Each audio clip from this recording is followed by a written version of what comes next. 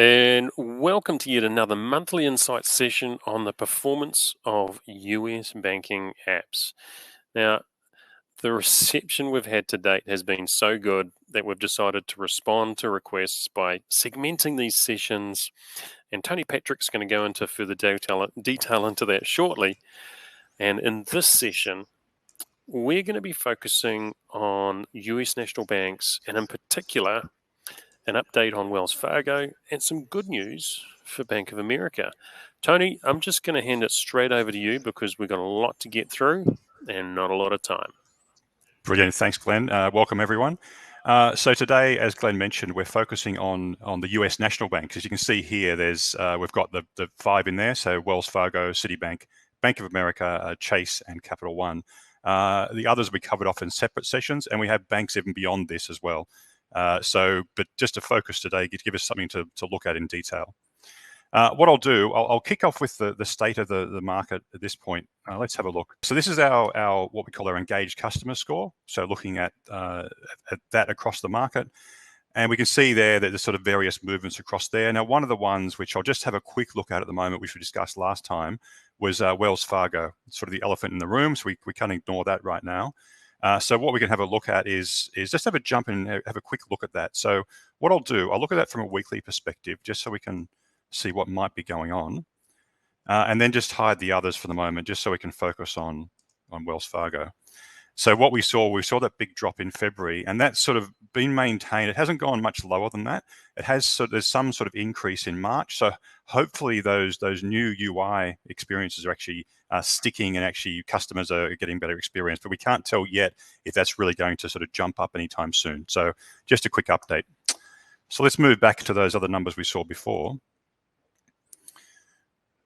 So in here, one of the things which is interesting is the way that, I'll just focus this on Bank of America, the way that Bank of America have improved from their scores around August, October, around that area there. So they're averaging around 4. They're now up to 4.4 in March. And that's a gradual improvement across those 6-7 months or so.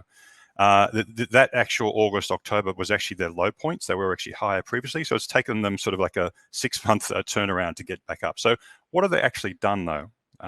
So let's have a look at one thing in here we can have a look at is this an iOS or an Android thing? So one of the things about a lot of these this banking app feedback is a lot of Android use, and we can see there that this has pretty much come from an Android increase. We can see there those bottom outs in August and October, and we can see that the pickup there is mainly come from that Android increase, with a score of 4.5 in March compared to a score of around 4 in August. We can see there's a gradual increase across there. So great news for Bank of America. So let's have a look though at one additional piece here. So where has that come from? Now, before I dive into this, there's a lot sort of happening here, but one of the things we can have a look at is this model we put over the data called SURF. So it comes from these 4 key areas you can see at the bottom here around security and authentication, user interface, reliability, and features and functionality. So 4 key areas, and this is actually pain points. So where is the pain coming from for customers? So what we can see here is obviously here the lower is better. And we can see that low point hitting in March, where we saw that high point in the score. So what we're seeing here is August and October. I might have a look here and just compare October to March and see what's happened here. So we can see there that probably one of the biggest movers is around this idea of reliability. That's actually more than halved. So this is a good thing. So that non-reliable is actually a good thing. In this case here, we've got a 5.4 for user interface issues, and that's down to 3.6, sort of 50% improvement. And then we get here to security and authentication. It was about nearly 4% of people talking about that as a problem. That's now more than halved. So you see across the board, there's been a lot of improvement across time, a lot of incremental changes as those new releases come through. So a lot of hard work from the Bank of America team, month on month, as they go to fix those issues that have arisen across time. So that's great. So let's have a look at another piece here we can have a look at is a bit of detail around. Let's compare those 2 time periods. So here we're comparing October to March, and I'll just show you what's inside these filters here. We're comparing, this is just Bank of America in this case here. Let's maybe pop this, I'll leave it here for the moment. Let's have a look at it overall. One of the things we can see is that bugs have almost at a third of the level they were in October, in March. Difficulty logging in is at about a third as well. And there's an area here around poor app money transfer features, which is about sort of half the level it was in the past in that October low point. So a lot of things have improved in various features. And we can see actually from their updates they release on the app stores, we can see that incremental improvements is what they're actually doing, which is pushing their score up. So a lot of hard work from that team. One of the things we can see here, if I look at what was happening in October for poor app money transfer feature, we can see on the right here some various comments coming through. Now, one of the things that looks to have happened in that previous period is people could not schedule an auto pay. So this one here about not scheduling an auto pay. So that's obviously a problem, and it seems like a very basic feature, but that seems to have disappeared for people. So obviously a major issue there, which seems to be have been rectified in the current period.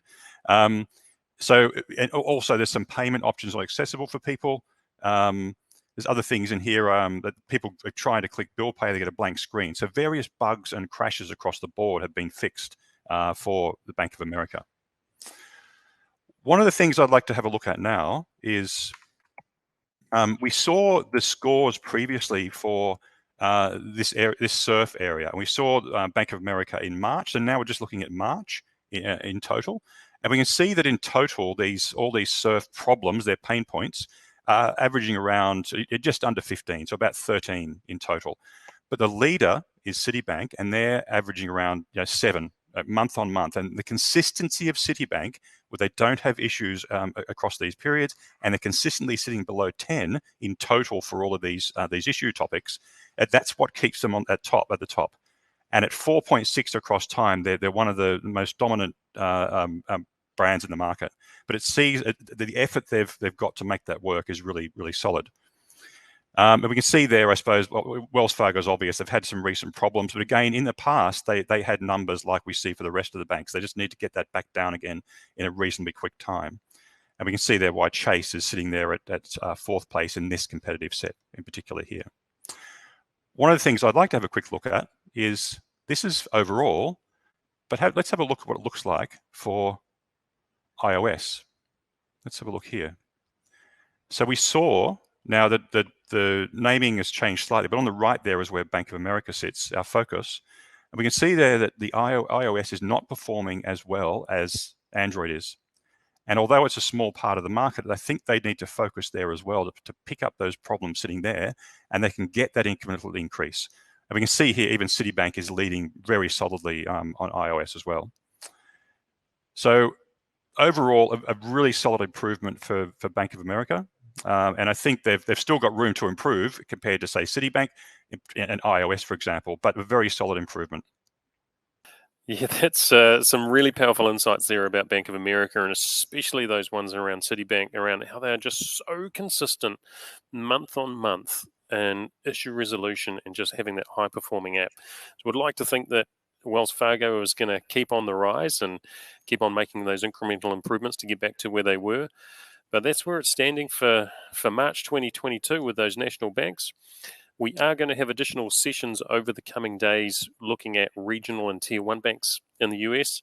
And if you'd like a individual session to have a look at your bank and how you're performing, you're more than welcome to reach out, and we're more than happy to take some time to have a chat. Thanks again, Tony. We're looking forward to another session tomorrow, and be well, everybody.